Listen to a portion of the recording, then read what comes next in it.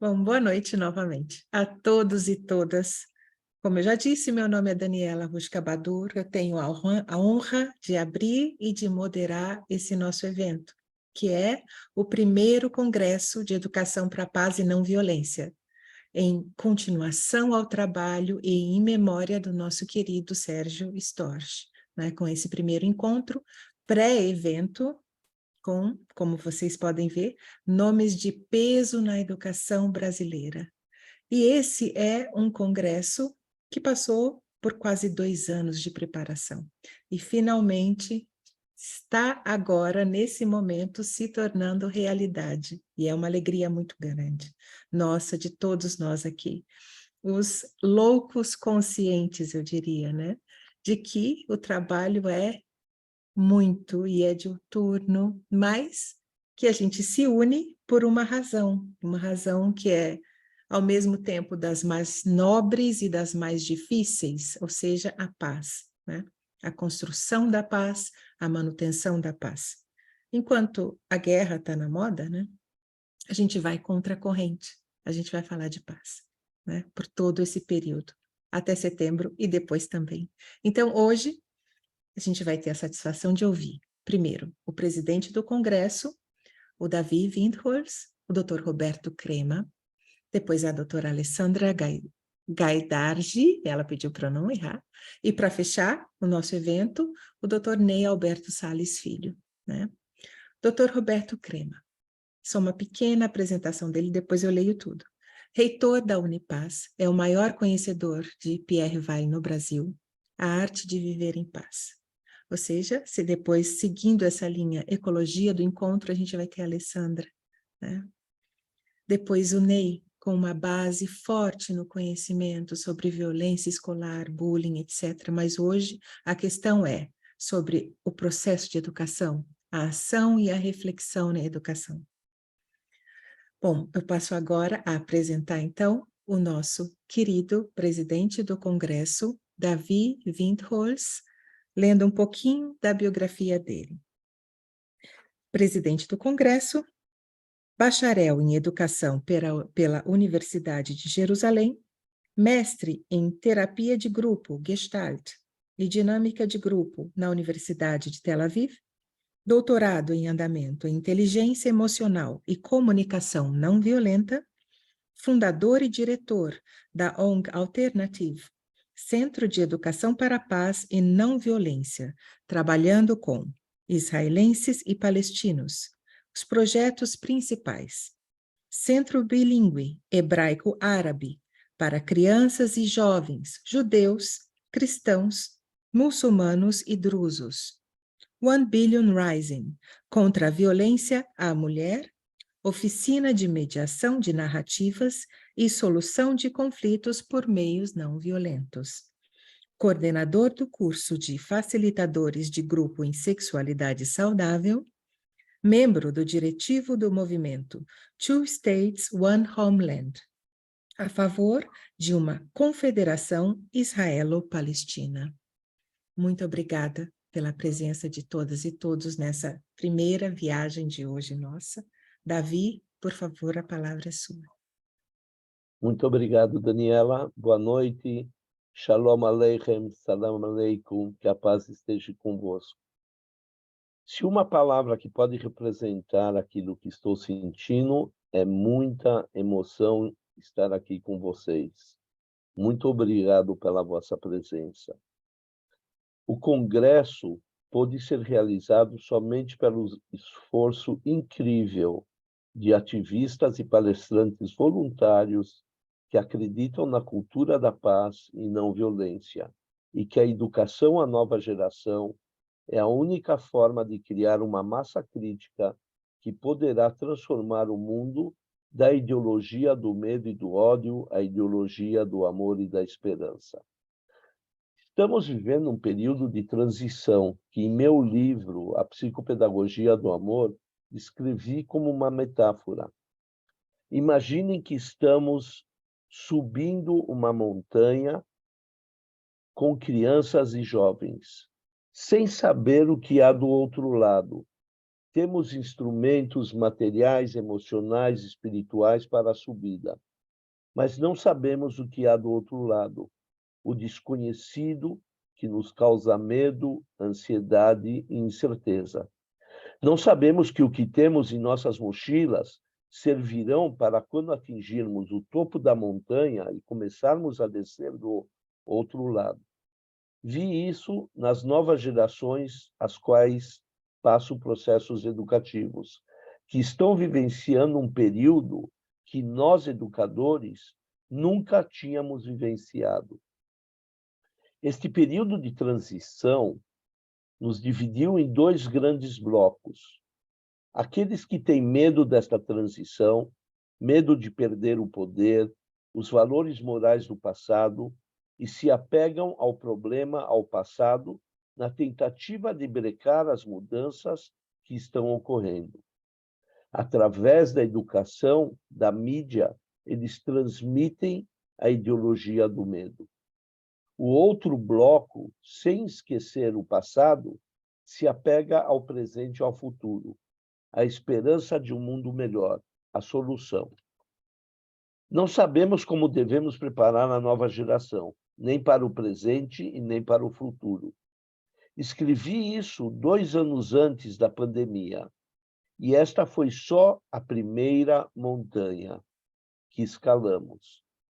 Entendi que por não ter os instrumentos, por não saber o futuro, temos que preparar a nova geração principalmente para a capacidade emocional e espiritual, para confrontar-se com o desconhecido, sem medo, seguido de capacidade de pensamento criativo e crítico, para encontrar novas formas de solucionar dilemas morais e práticos. A ideia da rede educacional surgiu há mais de 5 anos, no meu diálogo constante com Sérgio Storch, grande amigo, ativista pelos direitos humanos e cultura da paz. Nas nossas idas e vindas ao Brasil, Israel e Palestina, chegamos com outros educadores à conclusão da necessidade de reunir saberes teóricos e práticos de centenas de educadores e organizações que atuam na cultura da paz e na educação. Sérgio nos deixou, mas somente fisicamente. Seguimos juntos nesta caminhada. Ao caminhar fora, foram se juntando mais e mais educadores e organizações. Sem nenhuma estrutura organizacional e financeira, conseguimos chegar ao dia de hoje. O Congresso é o primeiro passo de Mãos para a Paz, Rede Internacional de Educação para a Paz e Não Violência, para compartilhar saberes teóricos e práticos. São muitos, mas todos eles têm um fator em comum: o amor. Amor ao que fazemos, amor às crianças, jovens e adultos com os quais trabalhamos, amor à natureza, aos animais, à mãe terra, amor à vida. Nós não estamos lutando contra a ideologia do medo, contra a violência. Queremos entender o porquê desta polarização, deste extremismo de violência, de ódio. Por que esse medo que gera ódio, que gera violência, racismo, xenofobia, homofobia, islamofobia, antissemitismo e outras fobias e ismos? Por que essa busca ao fundamentalismo religioso? Entender para dialogar. Nosso caminho é paralelo a eles, não contra eles. Nossa meta é criar uma massa crítica capaz de desenvolver a narrativa da cultura da paz como a narrativa central e conquistar espaço.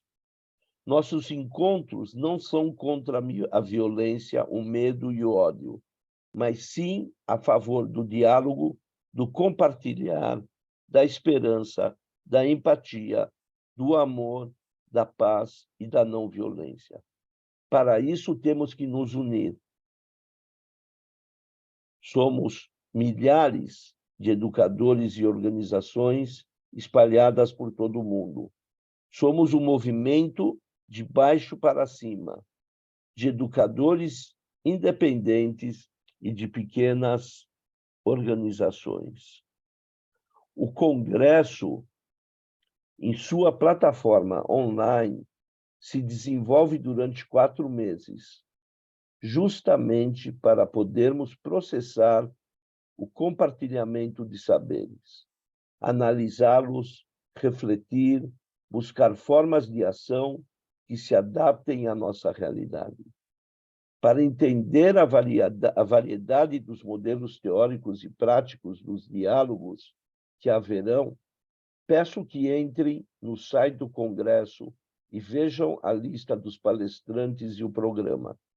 Modelos teóricos que têm suas origens em educadores e ativistas pela paz, como Paulo Freire, Pierre Weil, Gandhi, Martin Luther King, Martin Buber, Neil, Janusz Korczak, Marshall, Peer, Gardner e muitos outros.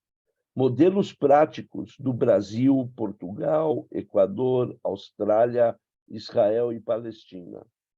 Modelos que desenvolveram sistemas educacionais dos mais variados, como a Escola Floresta, a Escola Parlamento, a Open School, a Escola Budista, o sistema de bilinguidade e muitos outros. Nesse período de transição, temos que, em primeiro lugar, educar a nós mesmos, tocando em nosso ser, na semente que nos foi plantada, do medo ao diferente, ao desconhecido, para chegar ao verdadeiro núcleo do amor à vida, da paz interna, e somente neste momento poderemos compartilhar com outros o processo educativo de uma nova relação de educador educando com educando educador. Desejo a todos nós um excelente congresso e a paz esteja convosco.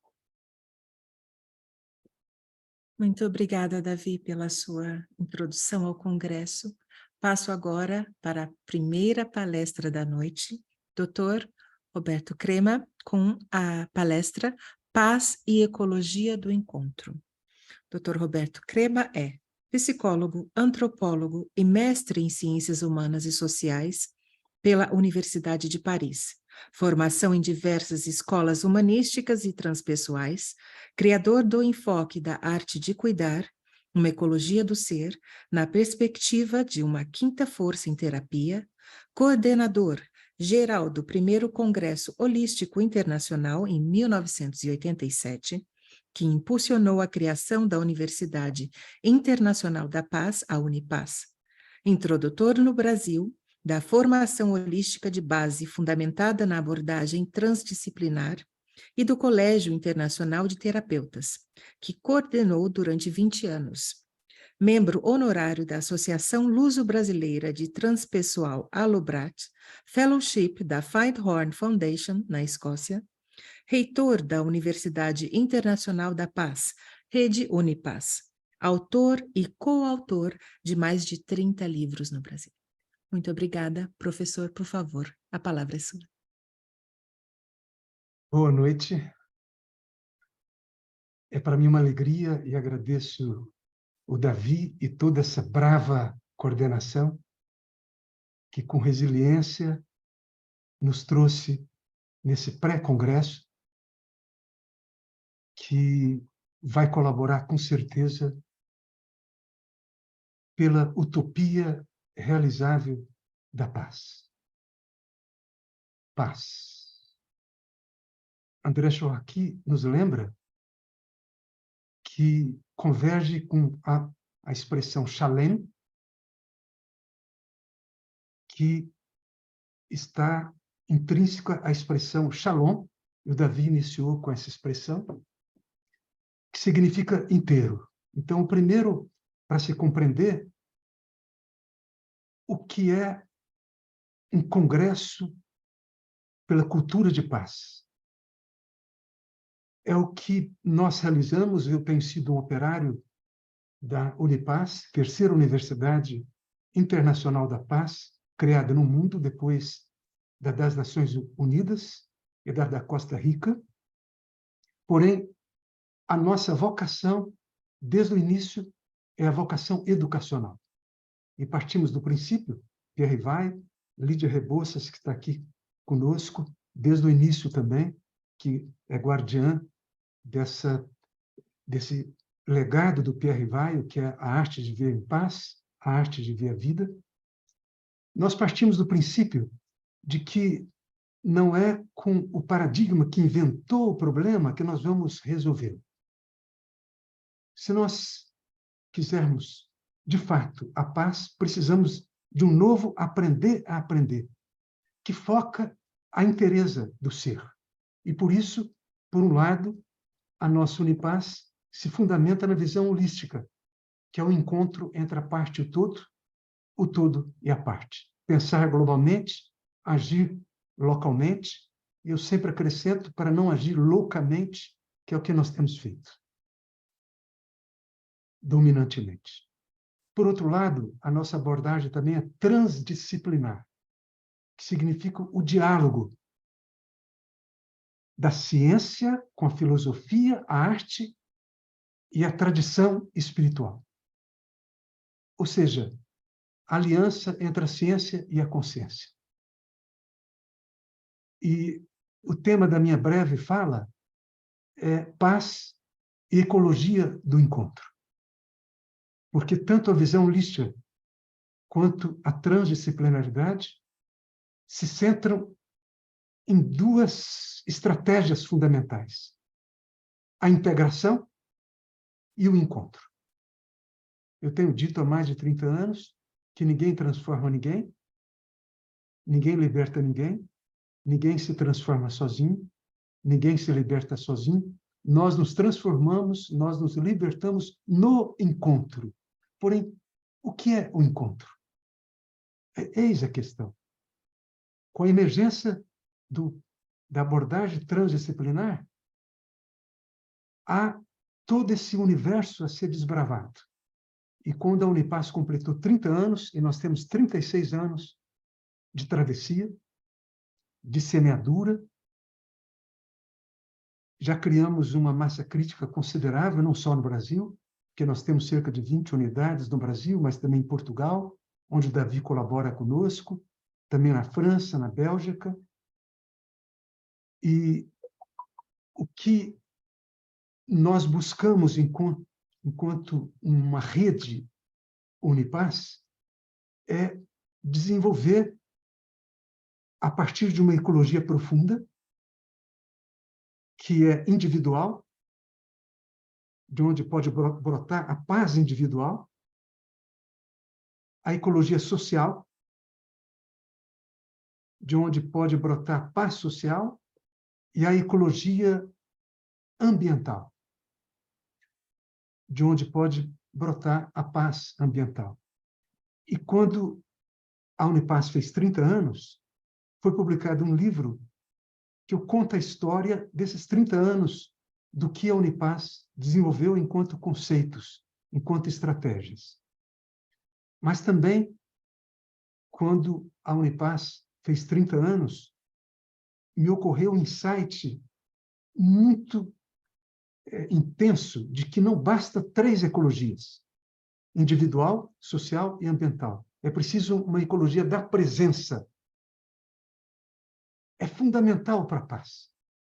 Porque eu penso em Krishnamurti, um ícone da presença, que dizia que a guerra é a projeção ampliada dos conflitos interiores que estão, nesse instante, em cada um de nós.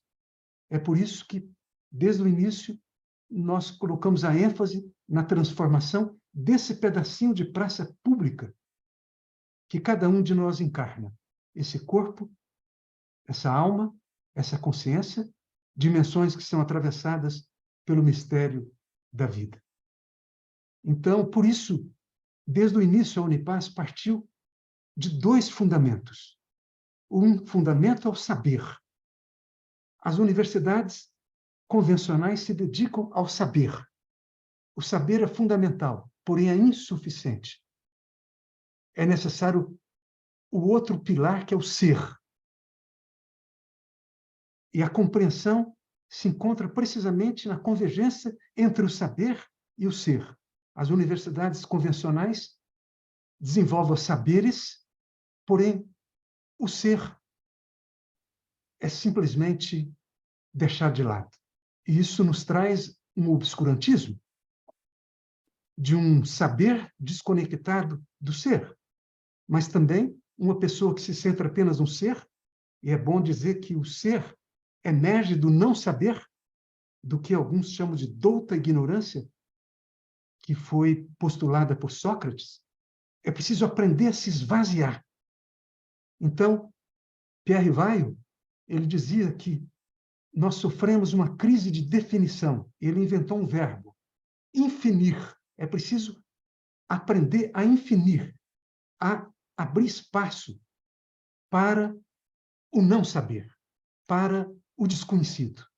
E por isso, na Unipaz, todos os nossos programas e projetos centrados nessas ecologias que eu citei, têm, por um lado, a vertente do saber, ou seja, a dimensão analítica, a inteligência analítica, essa que todos nós desenvolvemos, porque desde o século XVII, o paradigma do racionalismo científico, que engendrou a modernidade, é intrinsecamente analítico. Porém, é necessário despertar da presença. E por isso, na Unipaz, em todas as nossas formações, existe o que Pierre Weil denominou de holopraxis, caminhos para o despertar para o instante. Não precisamos criar roda. Nós vamos encontrar as holopraxis em todas as tradições sapienciais.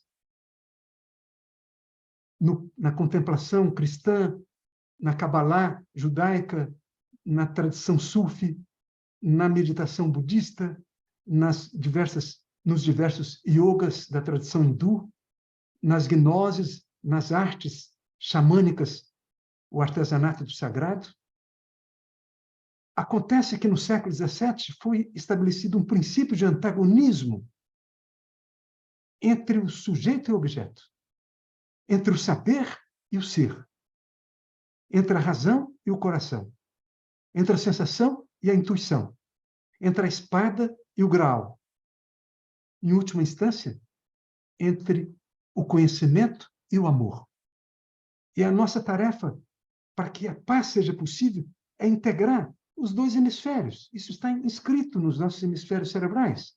Temos o hemisfério analítico, o esquerdo, da razão, da quantificação, da previsão e da angústia do ser humano, e temos o hemisfério direito, da melodia, da captação gestáltica, da mística, da poesia, e temos o corpo caloso que conecta esses dois hemisférios, do saber e do ser. E esse tem sido o nosso combate há 36 anos, a partir de uma metodologia dupla, facilitar que as pessoas realmente logrem a inteireza potencial em cada um de nós. E saber também que o oposto da paz não é conflito. O conflito faz parte do processo. O oposto da paz, como nós vamos encontrar no I Ching, da tradição chinesa, é a estagnação. Onde estivermos estagnados, no corpo, na alma, na consciência, nos relacionamentos, aí teremos perdido a paz. E eu diria também a saúde. Porque basta você ver um rio com águas correntes e uma poça de água estagnada, para saber o que é paz e o oposto da paz, para saber o que é saúde e a enfermidade. Portanto, paz, até onde nós compreendemos na Unipaz, significa inteireza em movimento. E por isso que eventos como esse são fundamentais. Precisamos criar essa massa crítica, que minimamente desperta para a tarefa da reconstrução. O nosso momento é gravíssimo, é um momento de aceleração de processos degenerativos e regenerativos, e há um grande obstáculo, eu quero falar desse obstáculo, porque se nós estamos iniciando um Congresso da Paz, é preciso focar aquilo que implica um impedimento para que essa utopia realizável floresça. E até onde eu posso compreender, o grande desafio para a paz é o que Pierre Weil, Jean Villelou e eu denominamos de normose, a patologia da normalidade, que tem alguns fundamentos, e eu só vou me referir telegraficamente a 2 fundamentos da normose. A normose, se a paz fala do encontro, a normose é a patologia do desencontro. A normose é a patologia da pequenez, da mediocridade, do rebanho. Por um lado, há um fundamento sistêmico. A normose nem sempre existiu, nem sempre existirá. A normose surge quando, no sistema onde vivemos e convivemos, predomina o desequilíbrio, o egocentrismo, a violência, a falta de cuidado, a falta de visão, o obscurantismo. Então, ser normal é se adaptar ao sistema doente e mantê-lo. O que eu quero dizer é que, nesse momento em que os antigos gregos denominavam de Idade de Ferro, e quem vai duvidar disso? Pense no século XX. Nós tivemos 2 guerras mundiais, cerca de 300 guerras menores e não menos estúpidas. Nós iniciamos o século XXI, o 3º milênio, com 11 de setembro, a guerra entre o fundamentalismo religioso, o pior da Idade Média, com o fundamentalismo mercadológico, o pior da Idade Moderna. O que nós temos aprendido? Esse é o sistema no qual nos encontramos, que na tradição hindu se chama de Kali Yuga. Nessa idade, uma pessoa saudável é desajustada. Como a coordenação desse evento, como todos nós que estamos aqui nessa segunda-feira, nós sofremos de um desajustamento, felizmente. Nadamos contra a correnteza, foi o que Davi disse. Inclusive, o Sérgio parte, alguns estão no acampamento do outro lado, como o Pierre Weil também, como o próprio André Chouraqui, que também lutou pela paz entre israelenses e palestinos, e era o sonho do Pierre Weil. Era o sonho do Pierre Weil e do André Chouraqui. E agora é também o que está animando esse congresso. Então, a normose significa uma adaptação a um sistema dominantemente enfermo. E é preciso nadar contra a correnteza, é preciso apresentar sintomas justos, uma indignação lúcida e, às vezes, até mesmo uma angústia, um desespero sóbrio. Todas as pessoas que eu respeito, todas, estão indignadas e um pouco desesperadas lucidamente, porque nós não temos muito tempo. Nós não temos muito tempo para corrigir a rota que alguns dizem, aqueles que estudam o meio ambiente, a rota de colisão entre a humanidade e a natureza. Por outro lado, a normose tem um fundamento evolutivo, o que distingue o ser humano de outras espécies. Essa é uma pergunta fundamental. O ser humano é o único que promove o hediondo, o terror, esses fundamentalismos que nós estamos presenciando. Isso é típico do ser humano. Em que o ser humano se distingue de outras espécies? Será cultura? Não. Será inteligência? Não. Será linguagem? Não. Será humor? Não.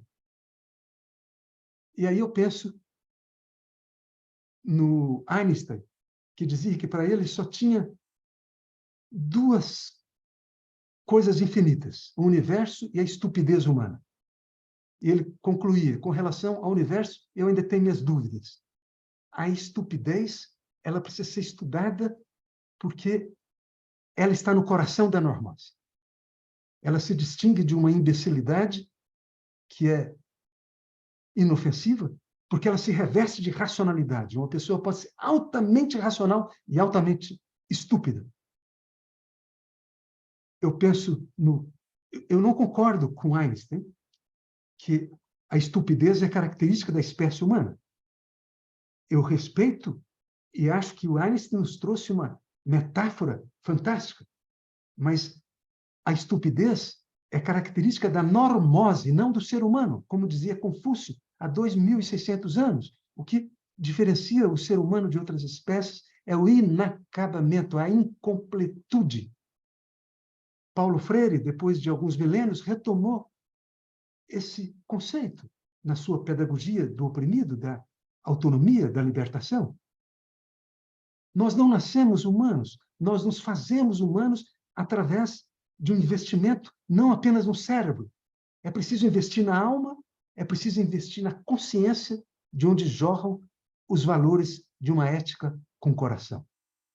E a grande contradição, que não é difícil constatar, é que nos últimos séculos nós investimos no mundo da matéria, nós investimos no cérebro, que é matéria, porém não houve o correlato investimento no mundo da alma, somos analfabetos psíquicos, a alma não se encontra nos bancos escolares, nem nos universitários, e somos analfabetos conscienciais, a não ser que estejamos no caminho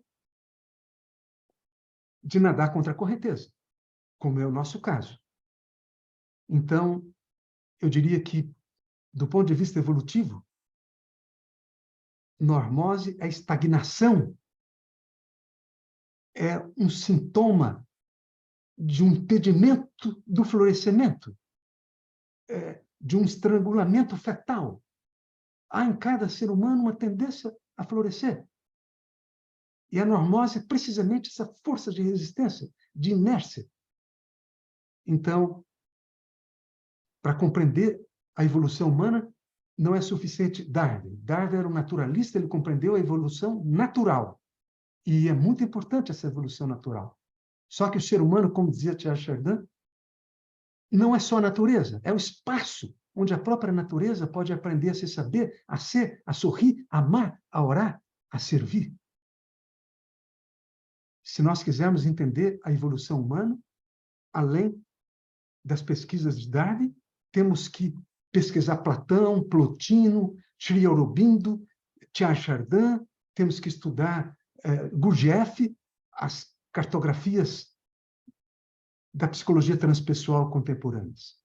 Então, o que eu estou querendo dizer é que ser humano dá muito trabalho. E é preciso transgredir a normose se nós quisermos um mundo onde prevaleça a paz, a consciência, o cuidado, a beleza, o bem e o belo.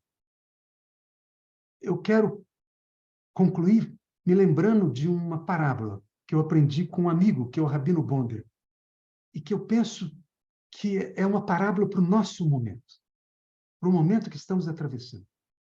Um rabino reúne a sua comunidade e diz: eu tenho uma boa e uma má notícia. A má notícia é que o teto da sinagoga está para desabar e vai nos custar milhares de dólares. Impacto. E a boa notícia é que nós temos os recursos para empreender a reconstrução. Alívio. E alguém pergunta: Senhor, e onde estão esses recursos? E ele responde: nos bolsos de vocês. Eu creio que o que eu tenho para dizer nesse momento é que há uma má notícia que é totalmente óbvia. O teto está desabando sobre as nossas cabeças. Os sintomas são muito nítidos, claros, tanto na ecologia individual, social e ambiental. Mas a boa notícia é, nós temos os recursos para empreender a reconstrução. E esses recursos não estão meramente em nossos bolsos materiais, em nossos cérebros. Os recursos se encontram, sobretudo, na alma e na consciência. E uma educação para a paz é uma educação integral. E é isso que nos reúne nesse momento. É o bom combate para, quem sabe,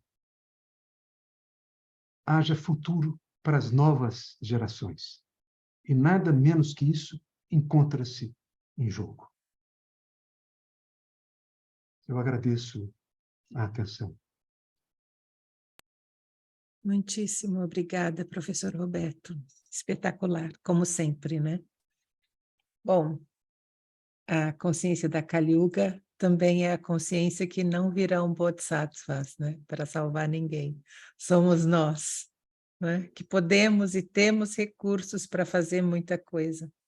Muito obrigada. Passando já, sem demora, para a doutora Alessandra. Vou ler aqui a mini biografia da doutora pós-doutora Alessandra Martins Gaidardi, pós-doutora em Educação pela Universidade 9 de Julho, São Paulo, conferencista na International Peace Conference em 2020, sediada na Universidade de Berkeley, doutora em Educação, linha de pesquisa Teorias Políticas e Culturas, mestre em Educação, linha de pesquisa Teorias Políticas em Educação, pela Universidade 9 de Julho, em São Paulo, especialista em formação de professores para o ensino superior e master em Comunicação pela Universidade Paulista, também em São Paulo.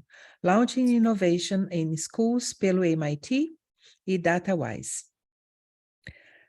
Collaborative Process to Improve Learning and Teaching por Harvard, Cambridge, Estados Unidos. Bacharel em Comunicação Social e licenciada em Pedagogia pela Universidade Cruzeiro do Sul, São Paulo. Gigante, né? Vamos ouvir mais uma gigante da noite. Alessandra, por favor. Boa noite a todos. É um enorme prazer estar aqui hoje com vocês. Se eu falar muito rápido, eu falo muito rápido. Vocês me avisam, pelos tradutores, por favor. E vocês estão conseguindo me ouvir? O áudio tá bom? Não? Tá? Então tá bom. É um grande prazer estar aqui com vocês hoje, porque eu estou me sentindo no meu bando, como a gente costuma dizer. Eu adorei a fala do Roberto, porque é isso, né? Quando a gente começa a falar sobre paz, as pessoas que não estão nesse nosso mundo ainda, porque eu sou bem utópica e eu acho que cada vez mais pessoas vão estar no nosso mundo, às vezes não entendem muito bem do que a gente está falando. Então, a sensação de estar entre vocês é deliciosa. Muito obrigada por me acolherem nesse grupo. Eu queria abrir essa fala dizendo que trabalhar com paz é um grande privilégio, mas também é um grande ato de coragem, que todos nós nos propusemos a ter, e eu acredito que esse congresso é exatamente para trazer cada vez mais pessoas para esse time de pessoas corajosas, porque não é fácil. Quando a gente fala que trabalha com paz e começa a se aprofundar nessas questões, a visão da sociedade não é muito bonita, não, porque nós somos revolucionários. Não existe educação para a paz sem revolução, sem algum grau de revolução.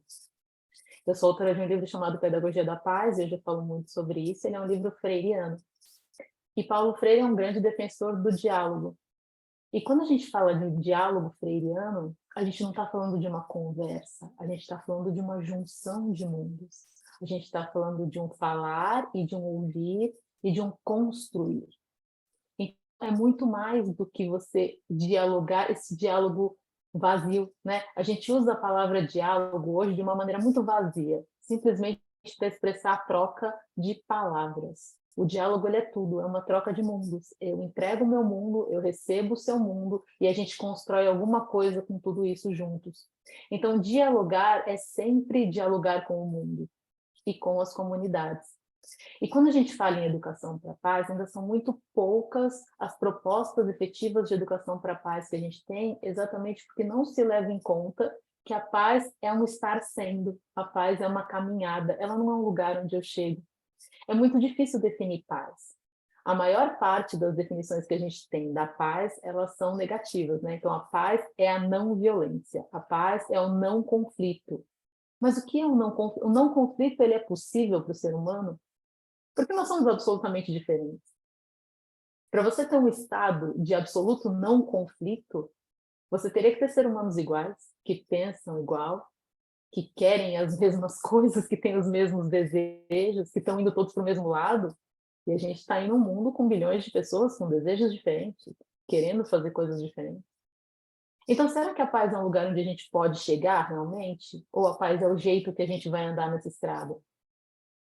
Me parece que mostrar para as comunidades escolares que a paz está na caminhada, está no estar sendo em paz, e não em chegar na paz, é o único caminho possível. Enquanto a comunidade escolar, de uma maneira geral, insistir nas questões de que ensinar a paz é sobre ter um futuro específico que todo mundo busca, um lugar para onde todo mundo quer ir, a nossa definição de paz ainda vai estar muito parecida com aquela do Miss Universo, né? Nada contra o Miss Universo, tá, gente? Mas todas as Miss Universo, elas falam, eu gostaria da paz mundial. Tá. Essa paz mundial, ela é muito bonita. Ela seria um quadro, né? Pintado na parede, a paz mundial, o dia que chegamos à paz mundial. Só que esse dia seria perigosíssimo. Essa é a verdade. E a gente esbarra um pouco no que o Roberto está falando sobre esse conceito de normose. Seria a estagnação, então, a paz? Quando eu chego num lugar que ninguém mais briga porque todo mundo quer a mesma coisa, isso não existe. Ou pelo menos não entre pessoas saudáveis. Quando os seres humanos estão saudáveis, eles são absolutamente revolucionários, porque eles têm sonhos, eles têm desejos, eles querem mais. Então, uma educação para a paz, que tira o desejo, que tira o querer mais do aluno, é uma educação para a paz? Não me parece ser. E aí, quando eu converso sobre educação para a paz dentro da escola, eu falo sobre como o ser em paz é muito mais do que o falar baixo, do que falar bonito, do que falar devagarzinho. Porque ainda existe muito isso, né? É a gentileza. Claro que existe uma pacificidade na gentileza e ela é linda, mas eu posso ser extremamente violento com alguém falando baixo, pausadamente, extremamente educado. E eu posso ter uma conversa super agitada e animada com os meus alunos, extremamente respeitosa. Então, a pedagogia para a paz, ela fala muito desse diálogo possível, né? Uma paz que é uma paz justa. Dentro do conceito freiriano, a gente fala em justipaz, que seria uma paz que passa pela justiça. Ela não é uma paz porque todo mundo parou de brigar. Ela é uma paz porque nós chegamos num consenso onde todos se sentem respeitados. Então, esse conceito de justipaz, ele é muito, muito claro para a gente que é freiriano. E eu gostaria de fazer aqui um pequeno parênteses sobre ser freiriano. Ser freiriano não é necessariamente um alinhamento político. Engraçado que no Brasil, quando a gente fala em ser freiriano, automaticamente se fazem várias conexões com suas questões político-partidárias, e não é sobre isso. Ser freiriano é ter um entendimento freiriano do mundo. É olhar para esse pensador que se apoia em muitos outros pensadores incríveis do mundo. E que diz para a gente, vejam, se a gente não dialogar, a gente não vai muito longe. E dialogar não significa falar e escutar só. Significa permitir que o outro adentre o nosso mundo. Permite construir um mundo com consciência. E a gente traz essa palavra da consciência para dentro da educação que hoje ainda está faltando, que hoje ainda é muito restrita. Então, eu gostaria que dessa fala, se vocês forem guardar uma frase, a paz não é necessariamente a ausência de diferenças, ela é a coexistência. A paz é coexistência. A paz é olhar para quem está do meu lado e falar, cara, essa pessoa é absolutamente diferente de mim, eu posso discordar dela em tudo, mas eu consigo entender que ela é um ser humano inteiro e eu posso trocar com ela o meu mundo, eu posso dividir com ela o meu mundo e a gente pode criar juntos, a gente pode ter um mundo novo a partir disso. E é impossível ser em paz, porque nós somos diferentes a cada minuto, né? Então, eu agora sou uma pessoa, e daqui a um pouquinho eu vou ser outra, né? Então, a Alessandra que entrou aqui é uma educadora, curiosa, apaixonada por gente, jornalista, e eu entrei aqui de um jeito. E aí eu ouvi Davi, e eu ouvi Roberto, eu ouvi Ney, e aí eu vou sair daqui outra pessoa. E vocês vão sair daqui outras pessoas, porque a cada encontro, a cada nova conversa, a cada novo momento, nós nos transformamos. Então é impossível alguém dizer assim, eu sou paz, porque eu continuo mudando. Mas eu posso estar sendo em paz nas minhas relações com o mundo. E é um esforço contínuo. Não é um lugar onde eu chego, né? Então, eu vou fazer X horas de meditação, eu vou fazer tantos cursos, eu vou me graduar em tantas coisas, e aí pronto. Eu estou titulada uma pessoa longe disso. É um exercício diário, é um exercício profundo, é um exercício de inconformismo. Com o outro e com a gente, né? De se olhar no espelho e falar, não, peraí, eu posso melhorar aqui, eu posso mudar aqui, eu posso ajeitar aqui, dá para ser diferente aqui também. É uma inconformidade que conversa, que dialoga.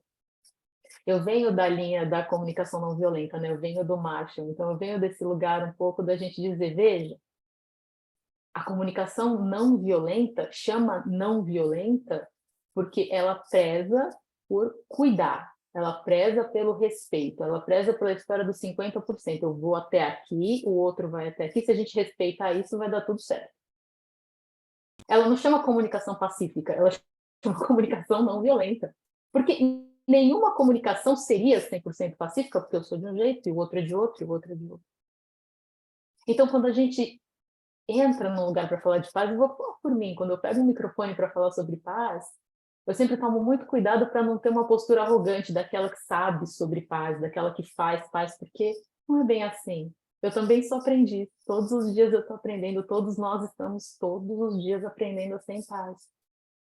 Porque aí agora, daqui a pouco, daqui 5 minutos, eu encontro um outro ser humano, que é um universo, porque somos universos, e ele é diferente de mim. E ele aperta alguns gatilhos meus que outras pessoas nunca apertaram e pronto, olha aí, olha eu não sendo em paz de novo. É um exercício, é todo dia, toda hora. E no Brasil a gente ainda tem, não só no Brasil, em muitos países, mas no Brasil notadamente, dentro da cultura escolar ainda é muito forte a questão do professor como dono do saber, o dono do conhecimento. E explicar para esse professor dono do saber, dono do conhecimento, que ele não é dono do conhecimento, muito menos da paz, às vezes é difícil. É uma caminhada complexa, uma caminhada longa. E ele não faz isso muitas vezes por mal, não. Ele faz isso muitas vezes porque foi assim que ele aprendeu. A gente aprende a ser professor a primeira vez que a gente senta numa carteira como aluno. Né? Então é ali que a gente aprendeu a ser professor. E ele com os professores dele. Então tem toda uma tradição a ser desconstruída para a gente chegar numa educação em paz. Não é um curso, não são 2 semanas, não são 5 módulos, é mais. É claro que todos os cursos, todas as formações, todas as palestras, tudo vale, tudo é muito válido, porque tudo transforma. Eles entram de um jeito, saem do outro, a gente entra de um jeito, sai do outro, tudo é válido. Mas não basta, é exercício. A paz é um exercício. Ser em paz é um exercício, educar em paz e para a paz é também um grande exercício. E ele é um grande exercício pelo quê? Pela dignidade humana. Sobre olhar para o outro e assumir que para que eu seja quem eu sou, o outro tem que ser quem ele é. Dignidade humana. Isso é extremamente importante quando a gente fala num caminho dialógico.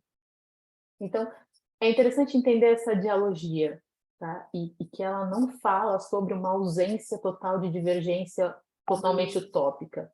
Ela fala sobre um movimento do mundo, um movimento humano, e que se dá a partir das suas relações quando são dadas de uma maneira dialógica. Dialogar é dividir o nosso mundo. É criar um mundo que coexiste, nosso e do outro. E aí vocês vão dizer assim, tá, então como é que a gente pode estar sendo em paz? É um estado humano. E não é simples. Se existisse uma fórmula mágica de como ser em paz, quem tivesse essa fórmula, com toda certeza, já estaria milionário e com vários nódulos aí. Não tem fórmula, não tem um jeito específico. Mas tem a caminhada. Tem os mestres que, antes de nós, já olharam para isso, já cuidaram disso, e a gente tenta sempre olhar mais, um pouco mais, aprofundar um pouco mais o que eles disseram, entender um pouco melhor o que eles queriam dizer ali, comparar com as nossas rotinas, criar outras oportunidades. Então, quando eu levo isso para dentro das escolas, a minha preocupação é muito essa. É que os professores entendam que não é sobre abrir mão do que eles acreditam, é sobre entender que pode ter mais nesse mundo do que eles viram até agora, que dá para entender mais, dá para aprofundar o que a gente sabe. E a paz, ela tem muito a ver com o ambiente. Eu me senti extremamente tocada pela fala do Roberto, porque a gente fala uma língua muito parecida. A paz, ela é ambiental. E aí, o que acontece? Quando eu tenho uma cultura escolar que eu tento inserir, que eu tento enfiar a goela abaixo em todas as escolas, eu tenho um movimento que não é pacífico. Eu posso pôr quantas aulas de educação para a paz eu quiser, quantos treinamentos eu quiser para esse professor. A escola que existe dentro de uma comunidade organizada e mais pacífica, e a escola que existe dentro de uma comunidade, por exemplo, apocalíptica, onde você tem conflito armado todo dia em volta da escola, é outra. A realidade é outra, a vida é outra, a escola é outra. Cada escola é um organismo. Cada escola é um mundo. Assim como cada ser humano é um mundo. E aquele grupo de pessoas que formam aquela comunidade escolar é um mundo. Se a gente não considerar que esse mundo tem suas características próprias e que a paz para aquele mundo tem um formato muito específico, não existe educação em paz. Tudo que é uniforme está errado, porque a gente não é uniforme. E olha, eu sou super contra as ideias de certo e errado. Quanto mais eu estudo as dimensões da paz, menos eu acho que existe certo e errado. Existem versões, existem visões, existem mundos. A gente olha para eles como a gente escolhe naquele momento. Mas quando você tenta colocar um grupo de estudantes, maior ou menor, dentro de uma mesma cesta e considerar que eles são iguais, você está tendo um movimento anti-paz. Que é o que a nossa escola faz na maior parte do tempo, desde o ensino fundamental até o ensino superior. E quem vos fala é uma professora universitária bastante revolucionária. Porque é isso. É sobre isso. A comunidade onde está aquela universidade traz muito da história daqueles alunos. O que eles estão fazendo lá? O que eles querem com aquilo? Não é igual, não. É tudo diferente. Às vezes, nas palestras, nos encontros, os professores me trazem coisas que eu fico absolutamente maravilhada. Então, esses dias, uma professora de ensino fundamental falou assim para mim, eu não sei mais o que fazer. Porque eu fiz a pergunta pela milionésima vez na minha sala. O que vocês querem ser quando vocês crescerem? E eles falam que eles querem ser milionários. Eles querem ser jogadores de futebol, eles querem ser milionários. E não adianta. Eu apresento outros modelos, eu falo de quantas coisas eles poderiam fazer, quantas profissões eles poderiam ter, e eles só querem ser jogador de futebol, milionário. Isso quando a menina não quer ser esposa do jogador de futebol. E aí eu perguntei para ela, mas que modelos você está levando para eles? Porque talvez os modelos que você esteja levando para eles sejam absolutamente inadequados. Porque não entra. A gente só consegue captar o que faz minimamente parte da nossa realidade, faz minimamente parte da nossa vida. Se você apresentar para esse menino que todas as referências que ele tem da comunidade dele, de pessoas que conseguiram ter um desenvolvimento, que conseguiram reconhecimento, que o reconhecimento para o ser humano é importantíssimo, estão nesse lugar, por exemplo, do esporte, você pode falar horas sobre os cientistas espaciais, que não vai funcionar muito. Porque para ele, está fora da realidade. Então, trabalhar com paz tem a ver com trabalhar com a realidade das pessoas, com o universo delas.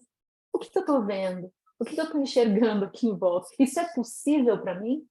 Mas esse menino nunca vai poder ser um cientista espacial? Lógico que pode. E é sobre isso a educação, né? Sobre incentivar o sonho, sobre dizer que você pode mais e mais e mais e mais. Você pode tudo. Mas às vezes a gente tem que ir um degrau por vez. até onde a nossa consciência permite. Depois disso, a gente vai para um lugar onde eles já não conseguem acompanhar. Então, isso eu também trago muito na pedagogia da paz, o respeito pela comunidade escolar.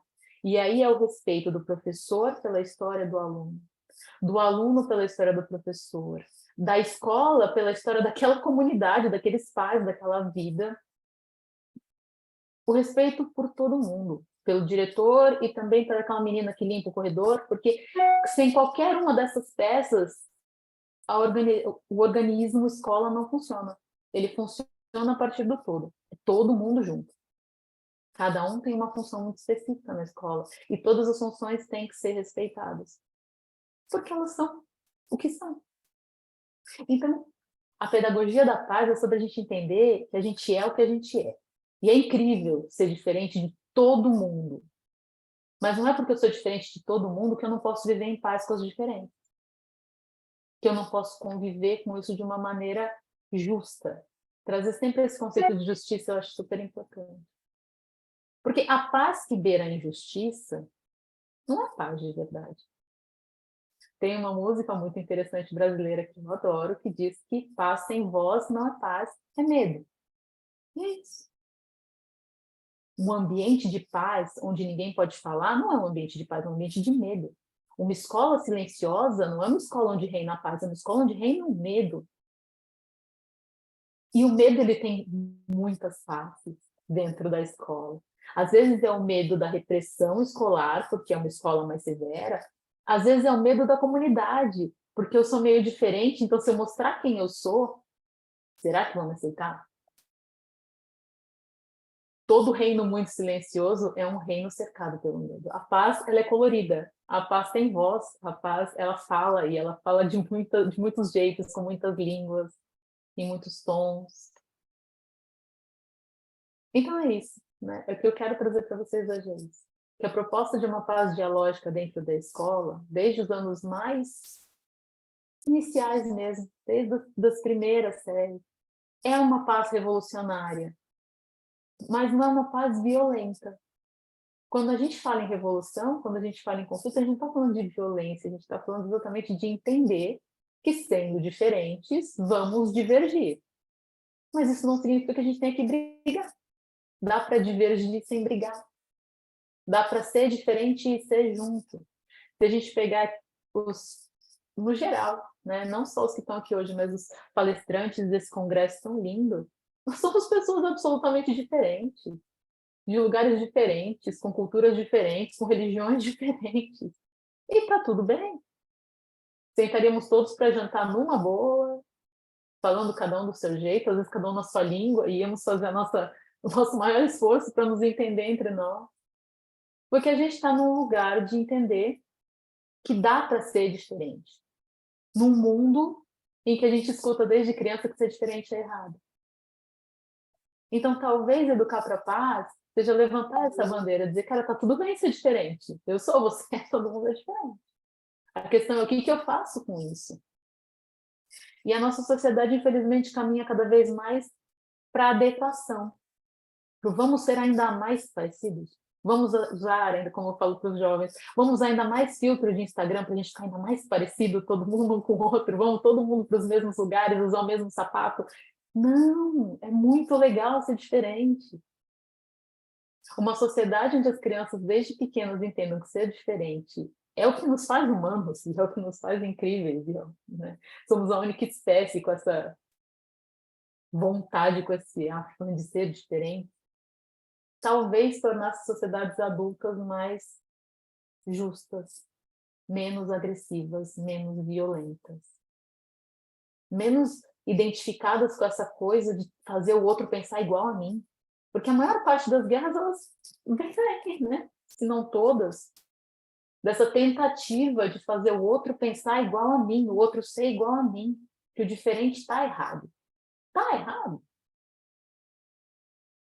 O meu próprio grupo de iguais são iguais. Porque se a gente olhar para o nosso grupo de iguais, eles são muito diferentes.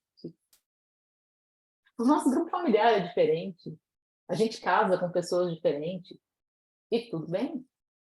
Aliás, Tem várias teorias que dizem que a gente casa com a pessoa mais diferente possível exatamente porque ela pode ensinar mais coisas para a gente, não é? E que os filhos vêm completamente diferentes porque eles são mestres e eles ensinam um monte de coisas para a gente. Porque o igual não ensina muita coisa, o diferente ensina pra caramba. E é diferente. Alessandra, com licença, eu Toda. gostaria de te pedir para encaminhar para o final, para a gente poder ouvir o próximo também, senão a gente não vai poder te ouvir depois, porque você já vai falar tudo agora, e a gente quer ouvir mais com todo o tempo do mundo também. Obrigada. Obrigada, obrigada. Você é a pessoa mais gentil do mundo, Daniela. Muito obrigada. Então é isso. Concluindo a minha fala hoje, eu gostaria de dizer que eu sou uma lutadora pelas diferenças, uma defensora dos diferentes, e que eu estou extremamente contente em estar com vocês, em poder continuar colaborando com o Congresso nos próximos meses, e para todos nós tentarmos, na medida do possível, trazer uma educação cada vez mais revolucionária, mas uma revolução voltada à paz. Muito obrigada. Sensacional, eu já estava viajando aqui, eu até esqueci. Desculpa de te avisar. Desculpa. Eu esqueci, mas excelente, obrigada. Quero ouvir mais, vamos ouvir mais. Próximo é para fechar a noite com chave de ouro. Depois o Davi também vai falar para nós e fechar. Professor Ney Alberto Sales Filho, docente e pesquisador da Universidade Estadual de Ponta Grossa, no Paraná, doutor em Educação pela Universidade Estadual de Ponta Grossa, com pós-doutorado em Ensino de Ciência e Tecnologia pela Universidade Tecnológica Federal do Paraná, UTFPR, mestre em Educação pela Universidade Metodista de Piracicaba, professor do Programa de Pós-Graduação em Ciências Sociais Aplicadas, mestrado e doutorado da UEPG no Paraná, professor do curso de Educação Física, graduação da UEPG no Paraná, pesquisador dos grupos 1, Cultura de Paz, Direitos Humanos e Sustentabilidade, segundo grupo, Direitos Humanos, Cidadania e Políticas Públicas, coordenador do Núcleo de Educação para a Paz, NEP-UEPG, que atua na formação de recursos humanos em alternativas às violências e qualificação das convivências em espaços educacionais e não educacionais.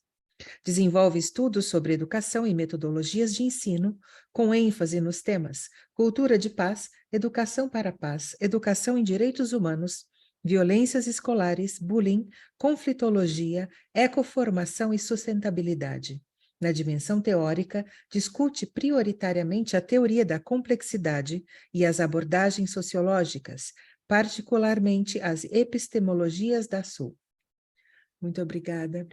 Eu não sei como os professores conseguem fazer tudo isso, eles perguntam para nós, a gente consegue, né, de um jeito ou de outro, e partindo para um congresso agora. Eu acho que o Dr. Roberto, a Alessandra, todos os professores aqui, sabemos como é. Com a palavra, por favor. Obrigada. Muito obrigado, Daniela. Quero primeiro fazer um agradecimento para o Davi, e na pessoa do Davi agradecer todas e todos vocês que estão trabalhando para concretizar esse evento. Então, gratidão por me incluírem nessa caminhada. Depois, dizer que eu tinha mandado aquele mini currículo, né, para não precisar ler esse do Lattes, porque ele que mostra, daí já conta um pouco da coisa, que mostram coisas diferentes, né? Uma coisa é o que está no papel, que é essa caminhada acadêmica que faz parte da minha vida, e outra é aquela extremamente relacionada com alguns pontos que eu vou elencar aqui. Primeiro, assim, a minha formação para chegar a pensar coisas de paz, ela se dá no começo do século XXI, principalmente com a Unipaz. Então, quando o professor Roberto Crema fala, para mim está sendo uma honra estar aqui dividindo esse espaço com ele. A ideia de normose, ela bate na minha cabeça todos os dias, professor. Né? O que é essa normalidade daquilo que você falou, né? Normalizar a estupidez e o desencontro. Né? Quer dizer, que é o que a gente vai vivendo. Então, esse é o primeiro ponto. E depois, entra nessa equação o Paulo Freire, porque também é da minha base de formação, né, na educação.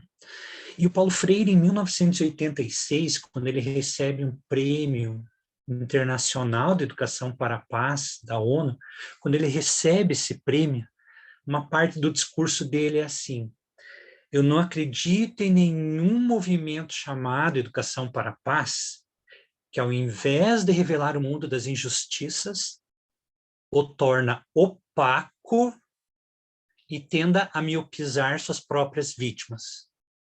Ou seja, né, ele poderia dizer assim, eu não acredito em educação para a paz sem considerar a normose, né? Não acredito em nenhuma educação para a paz sem pensar na sociedade, sem pensar naqueles quase 30 milhões de irmãos e irmãs brasileiros que não têm uma alimentação nesse momento que a gente está falando aqui, né?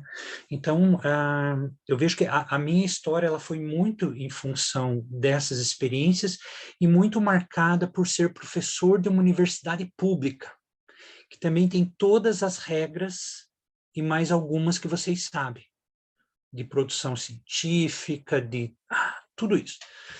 E daí eu pensei, o que eu posso fazer para aproximar esses dois mundos? E essa que tem sido a nossa tarefa, assim, nos últimos 10, 12 anos, mais ou menos, através do Núcleo de Educação para a Paz, que é um projeto de extensão que nos leva à comunidade, principalmente o campo educacional, formal e não formal, e, ao mesmo tempo, esses grupos de pesquisa que trazem também uma discussão importante para tentar, eu acho que aquilo que a Alessandra falou, que são os degraus, né? Porque o que a gente faz quando tem que negociar, por exemplo, no campo educacional, com políticas públicas, com pessoas vendendo programas de paz milagrosos, programas X, Y, Z, que eu não vou citar aqui, mas, enfim, cheio né, de coisas, e como que a gente faz para transformar isso e colocar mais discernimento nas pessoas que estão nesses espaços. Então, eu tenho caminhado muito por aí. E a minha exposição, que eu vou pedir para a Nani me ajudar, ela vai um pouco nesse sentido. Vou usar o PowerPoint só para o desafio dos 20 minutos, né? Porque senão eu não consigo. Então, eu vou passar, é mais para ter esse apoio realmente na fala. Aqui conta um pouquinho do grupo, etc. Tal. Vamos lá, só a gente subir aqui.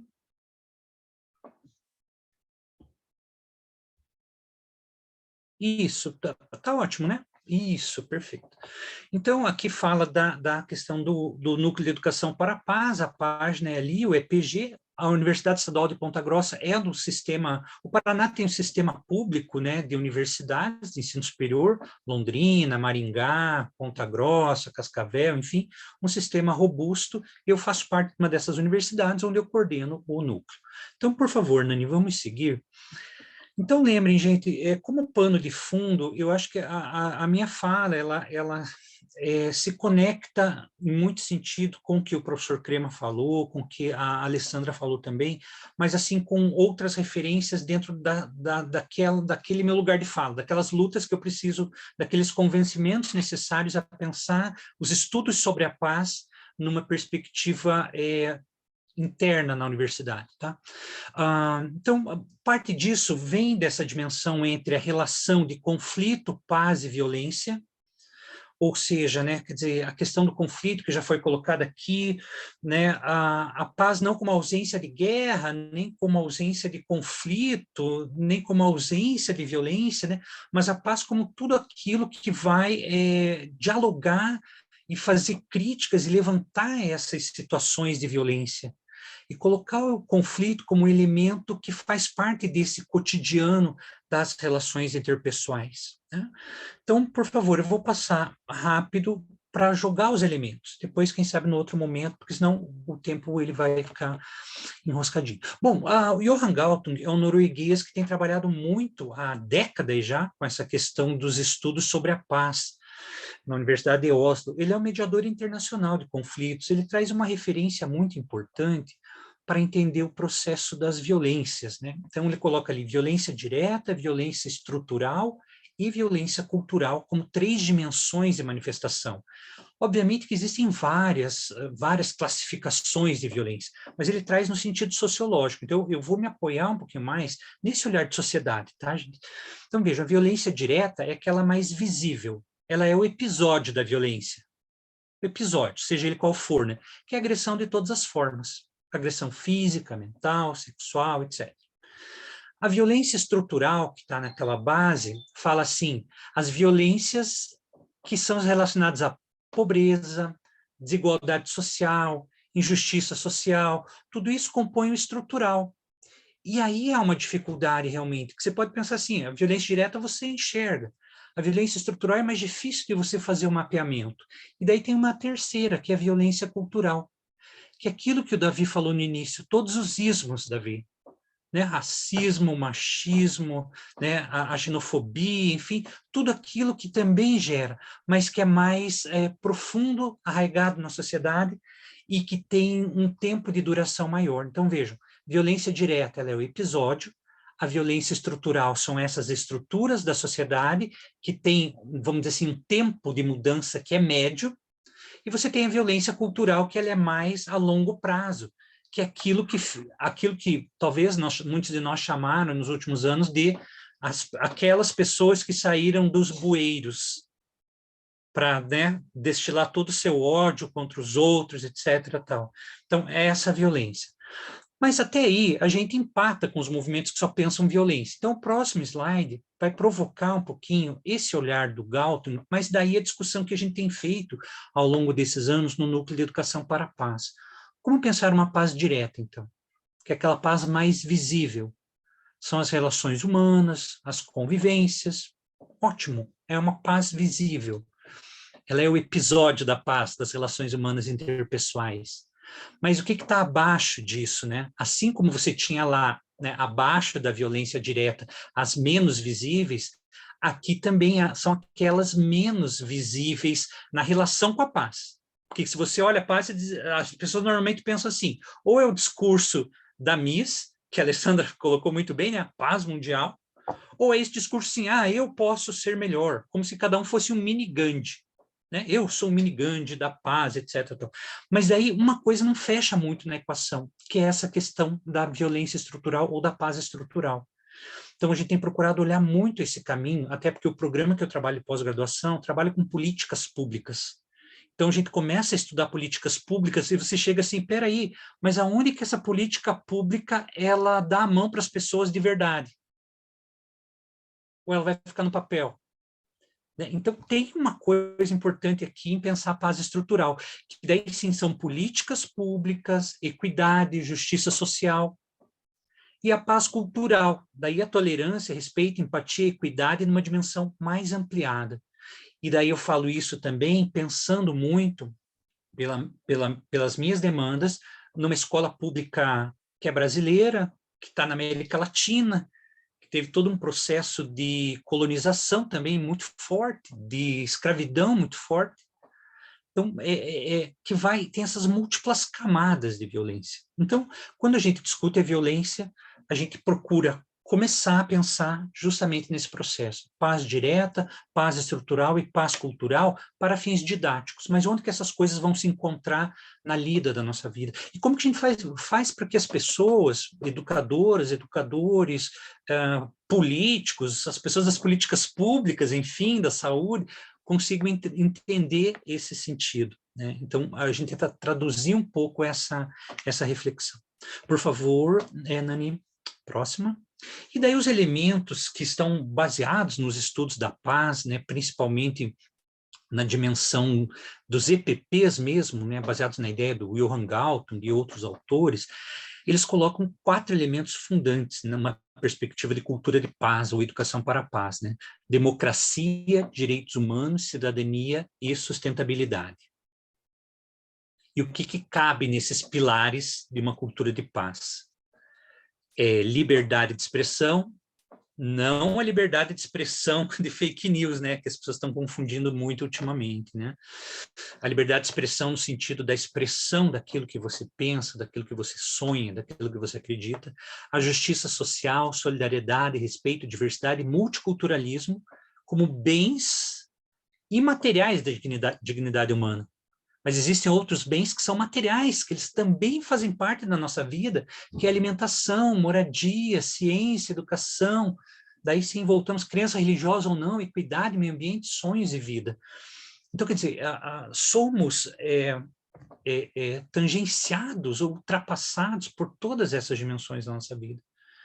E se a gente for pensar na escola, como a Alessandra falou, na escola pública, numa escola pública latino-americana, por exemplo, como é que essas coisas ficam?